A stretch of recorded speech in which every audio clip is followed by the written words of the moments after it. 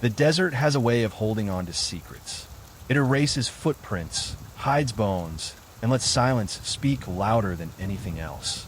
Please comment where you're watching us from, and don't forget to like, subscribe, and turn on notification.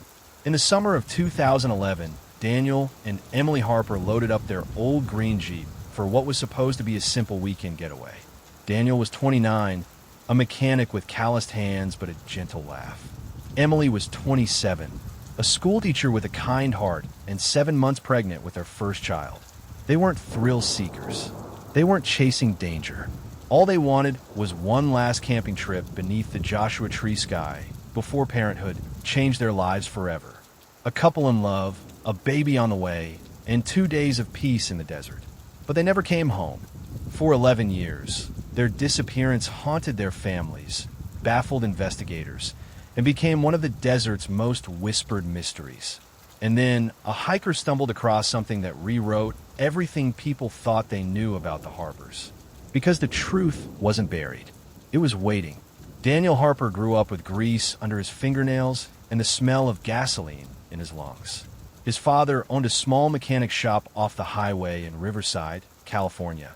And by the time Daniel was 12, he could take apart a carburetor faster than most grown men. He wasn't flashy. He didn't seek the spotlight. What he carried instead was reliability and quiet strength. Friends used to say if your car broke down at midnight, Daniel was the one you wanted to call. And if life itself fell apart, he'd probably be there for that too. Emily was different. She was the softness to his steel. A teacher at Jefferson Elementary, her world was crayons, storybooks, and scraped knees. Her students adored her. Parents trusted her. She had a gift for making everyone feel seen. Together, they seemed unlikely. Daniel with his rough hands and quick grin, Emily with her calm patience and laugh that carried in the wind. But they fit. By 2011, they had been married 2 years, living in a modest house on Cedar Lane. The shutters needed paint, the screen door never quite closed, but inside was a home alive with plans. The nursery was painted a gentle yellow. A second-hand rocking chair polished by Daniel's hand sat in the corner. Above the crib, a mobile of stars and moons waited for the baby who would soon fill the room. Neighbors remembered them fondly. On warm nights, music drifted from their porch Fleetwood Mac, Johnny Cash, a little Springsteen. They'd dance barefoot under the porch light, Emily's head against Daniel's chest, his hand protectively over her stomach. People said the Harpers were the kind of couple you rooted for. Not perfect, but perfect for each other. By that summer, Emily was 7 months along. The baby was strong, restless, kicking often. Daniel teased that the child already had his stubborn streak. Emily would smile, rest her hands on her belly, and whisper, "Not yet." Maybe that's why Daniel suggested the camping trip. One last peaceful escape before diapers, midnight feedings, and a new kind of chaos. Just them under the desert stars. Emily hesitated at first. The heat, the dust, the long drive. But Daniel promised he'd take care of everything. She agreed. They packed their bags, loaded supplies, kissed Claire, Emily's younger sister, goodbye, and promised to call the moment they got back. But they never did. Sunday evening came and went. Claire sat by the phone, waiting. Emily always called. Always. Especially now, with the baby. By Monday morning, the silence was too heavy. Claire dialed both Daniel's and Emily's numbers. Straight to voicemail. She told herself they might still be driving. But by evening, excuses no longer fit. She drove to Cedar Lane. The Harper house was dark, blinds closed. The Jeep was gone. By Tuesday, the real alarm sounded. Daniel's boss called and said he hadn't shown up for work. Not like him. Then the hospital called Emily had missed her prenatal appointment. That night, Claire walked into the sheriff's office and filed a missing persons report. Deputies asked their questions. Could the couple have extended the trip? Taken an off-road adventure?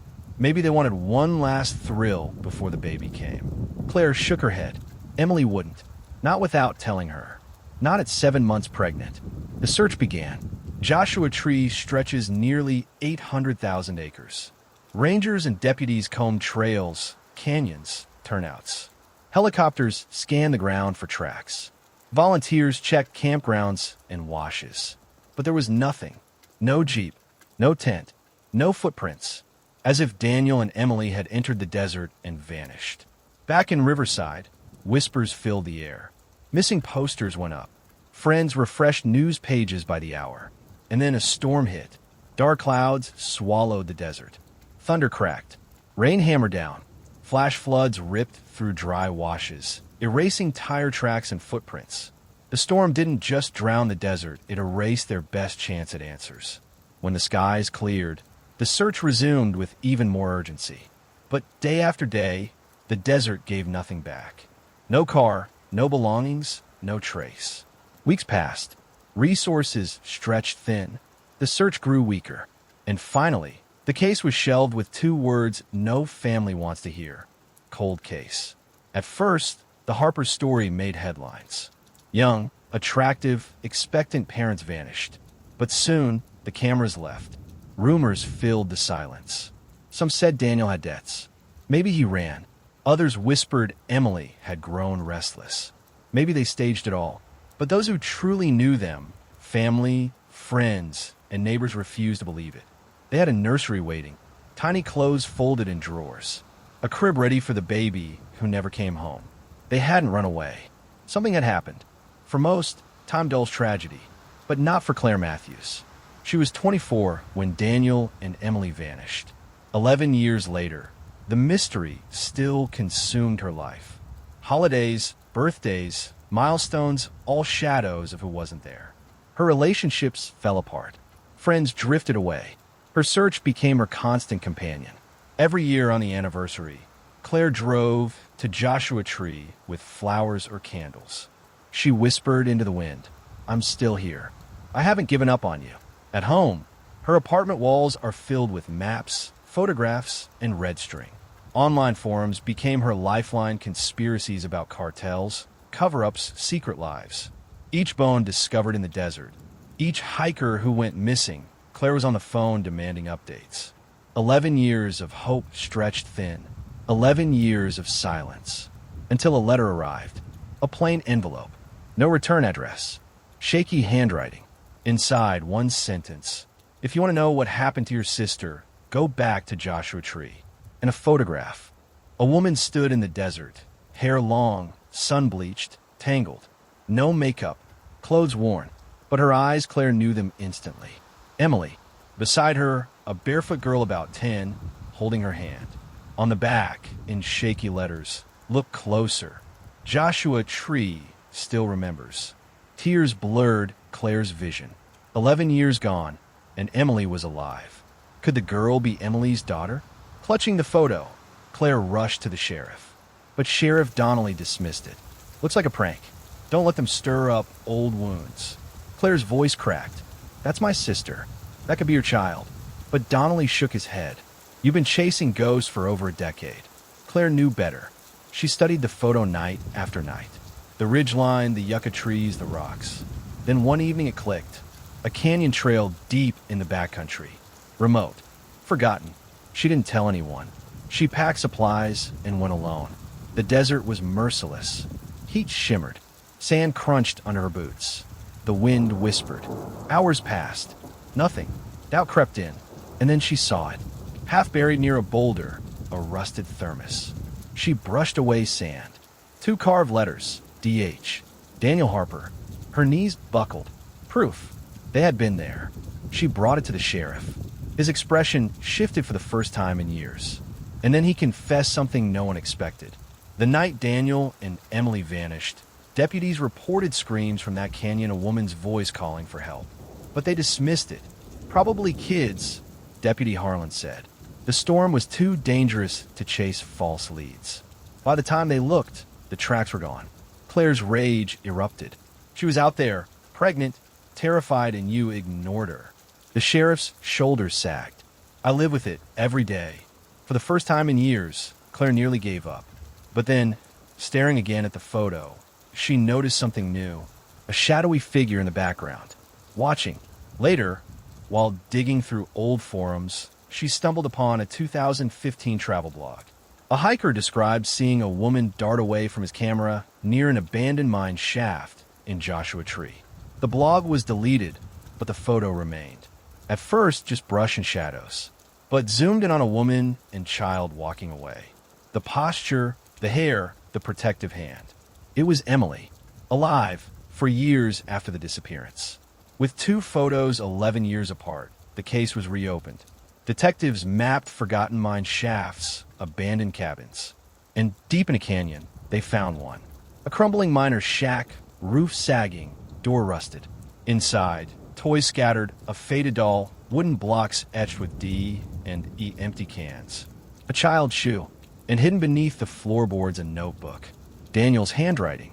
First hope. Emily is strong. We'll find our way back. He described how a drifter found them after their Jeep broke down. Gave food, water. At first, a savior. But then, he wouldn't let them leave. The entries grew darker. We tried to escape. He followed. And then, in shaky lines, Emily says we must think of the baby. If we stay quiet, maybe he'll let us live. Maybe our child will survive. Soon after, searchers found human remains beneath a pile of stones near the cabin. A wallet. A knife with DH carved into the handle. Daniel Harper. Claire wept. At last, the truth.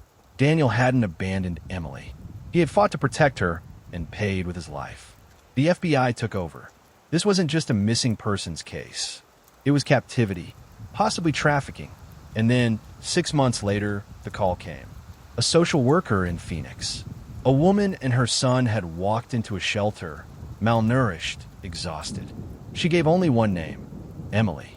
Claire drove through the night. When she arrived, she froze in the doorway. Emily, frail, hair streaked with gray, skin worn by desert sun, but her eyes are alive. Beside her, a boy, 11 years old, hand gripping hers tightly. Daniel's son. Claire rushed forward. The sisters collided in tears, grief, and relief. Emily whispered, "I thought I'd never see you again." Claire held her close. "You're safe. You're home." He didn't win. The boy looked up, and Claire saw Daniel in his face. His legacy, his survival. Emily's body bore scars. Her son carried questions no child should have to ask. The sheriff carried his shame. The drifter was never found and vanished into the sands, another shadow in a desert that never tells its secrets. But Emily had endured. On her first night, reunited with Claire, after tears and exhaustion, Emily whispered, "I told them I'd find my way home." And I did. The story didn't end in the desert. It ended in a Phoenix shelter, in the fragile but unbreakable bond of two sisters who refused to let time, distance, or cruelty erase them. Survival was not triumph, not justice, but it was enough. Proof that even in the most merciless wilderness, hope can outlast despair. And I'll leave you with one question. Would you forgive the world for stealing 11 years of your life? Please like, comment, subscribe, and turn on notification. Thanks for watching.